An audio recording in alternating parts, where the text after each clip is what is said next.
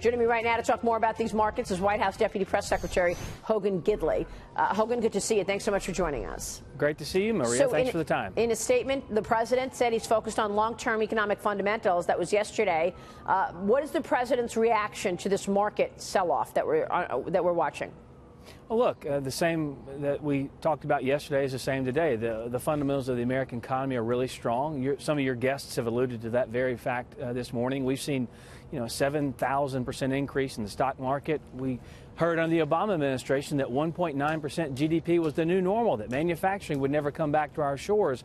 All of those things have been turned around in under this president's policies, not to mention the fact GDP is now hovering around 3% for the first time in the better part of a decade. So the fundamentals of this American economy are strong, and the American people, quite frankly, are seeing the effect. He was in Ohio just yesterday talking to the Schaeffer Corporation. Several companies were represented there, giving $1,000 bonuses to their employees. Wages were going up for the first time in 8 years. So overall, the soundness of this economy is indisputable. Yeah, I mean, look, there's no doubt that the economic backdrop is very strong. We know that. I mean, now for the first time we're hearing expectations of 5.4% growth for the first quarter. But we also know how focused this president has been on the stock market, right? So does he need to come out and at least calm people down by saying, obviously, markets go up and down, or whatever he wants to say?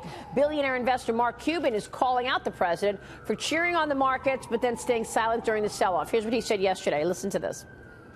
Now the argument is, if you talk about on the way up, you own it on the way down. Do you agree with that? No, because they shouldn't have owned it on the way up, and they don't own it on the way down. So if you're going to go into the market, do your homework, understand what you're getting into, and understand all the risks.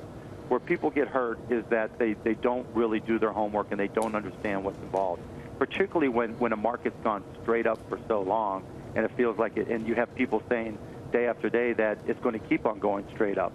Yeah, I mean, look, I think Mark Cuban makes a good point, Hogan. What's your take on that?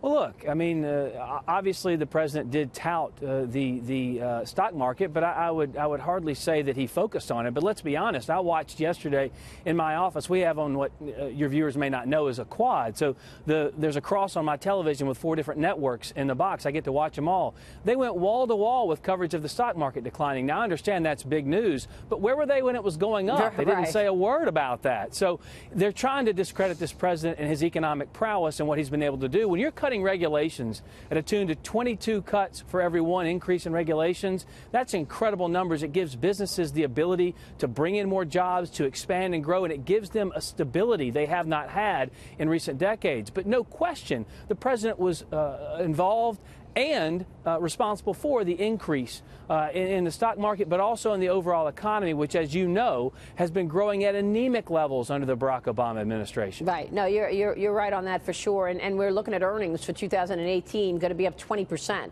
largely because of the tax plan and these moves to roll back regulations. I get that.